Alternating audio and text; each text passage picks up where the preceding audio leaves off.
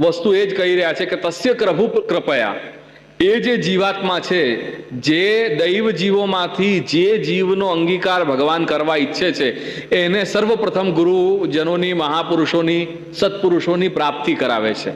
એ સત્સંગ એને મળે છે, સત્પુરુષોનો, ગુરુજનોનો.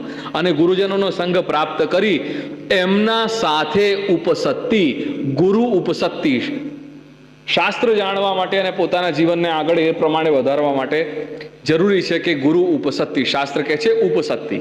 ઉપ એટલે સમીપ, પાસે, અને સત્તિ એટલે સ્થિતિ.